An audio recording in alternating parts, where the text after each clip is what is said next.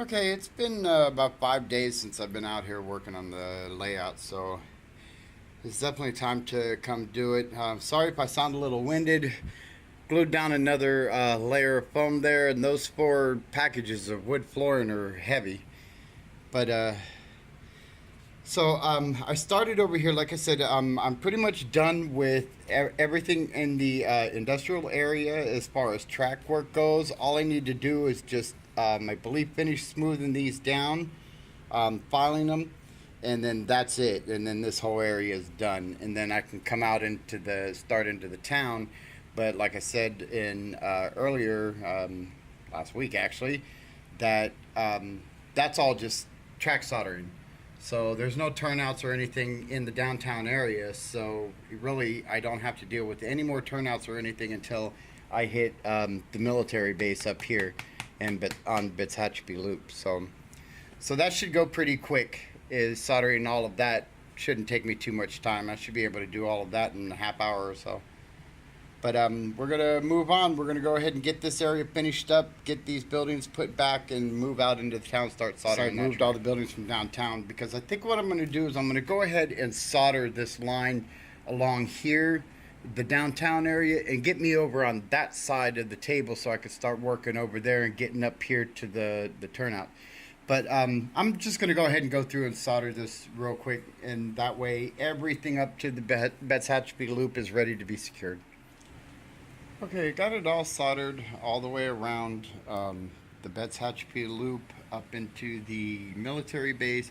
Also have the siding for the military base. It's also soldered and ready to go, and all the way up to this turnout.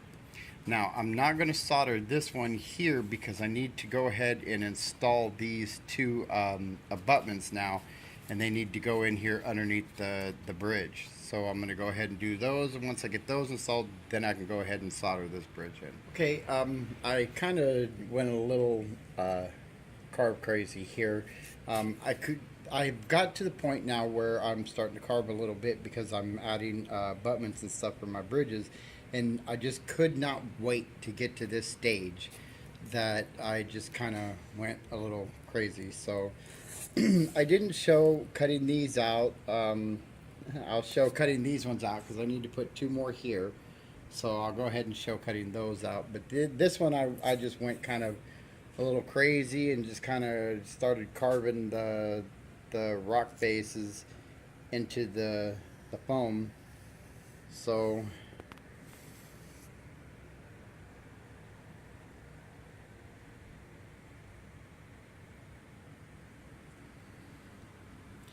I went a little ahead there, sorry.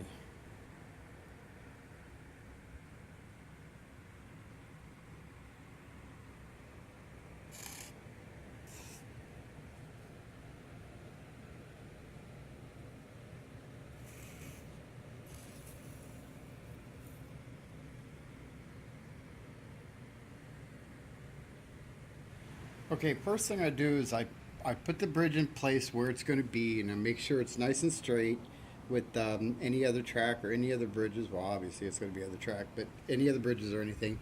And then I trace it real close with a fine tip marker, and I trace it real close right to the edge because I want this marking to be the exact size of the bridge.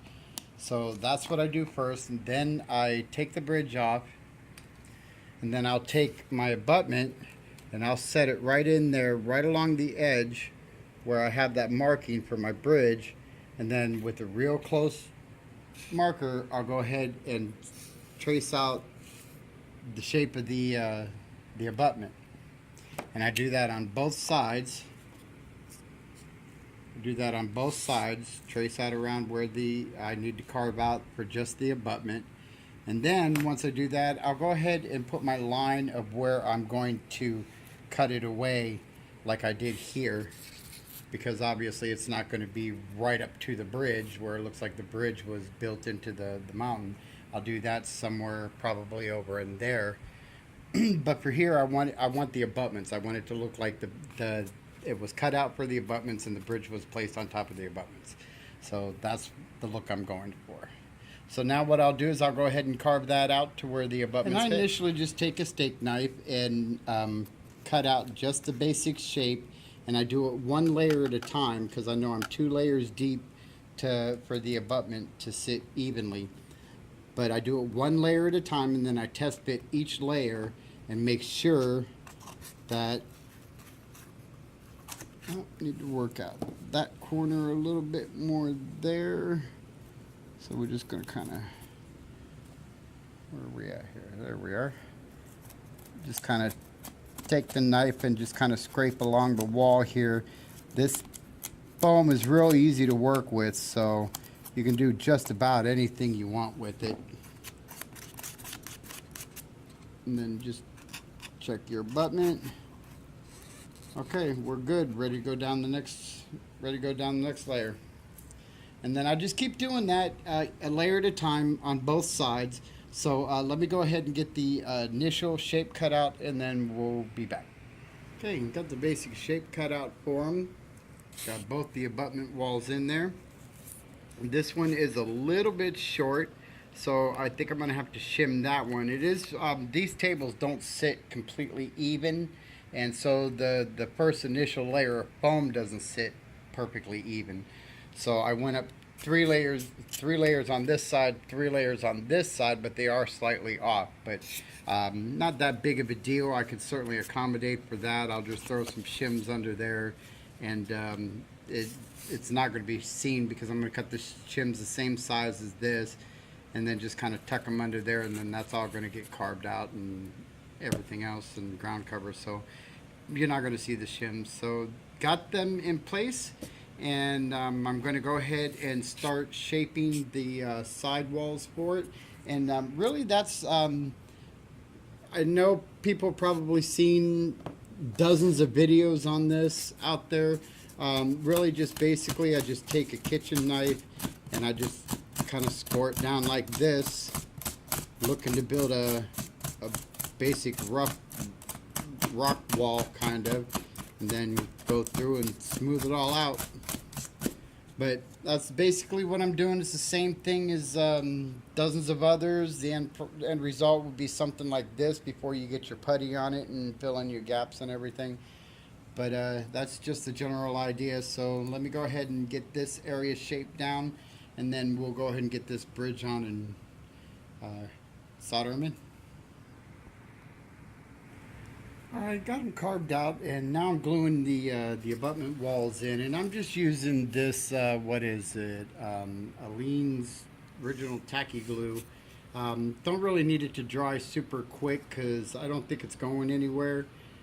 So I just go ahead and put that in there and let it sit. And I think I got this craft glue for a couple of bucks at Walmart over a year ago. So that's all I'm doing is just gluing the abutments in, and then we'll go ahead and go on to more soldering, because as much as I would like to stay on this carving and shaping, I'm still on track work. So. Okay, got them all 4 glued in. Gonna go ahead and just let them sit, and probably just gonna go ahead and let them sit overnight. Got the track fairly straight, I believe. And got some of the canyon done, not all of it. I haven't refined it or anything, but got pretty much most of the canyons done. I'm ready for base paint and secure track over here.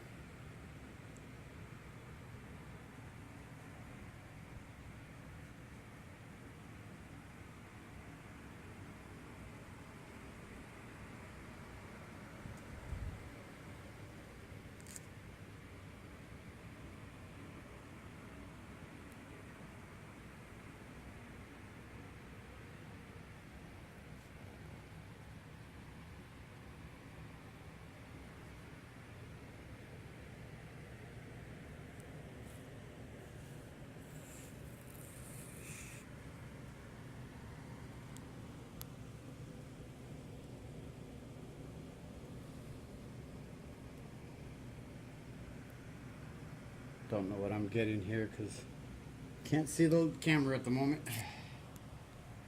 But, yeah, okay, my two abutments came in today. So actually came in yesterday. So I went ahead and installed them today so I can go ahead and continue soldering so we can go ahead and start getting the last of the main line soldered and finished up. Looks like I'm going to have one more set of abutments to order. When I get to that point, I don't know, I might just mold the mountain into it to where it looks like the bridge was just built right into the mountain. I don't know, we'll see. I might do abutments for it because it's a nice looking bridge. I don't know, we'll see. But here we are. Now I'm going to go ahead and hook up these feeders and we'll be ready to move on.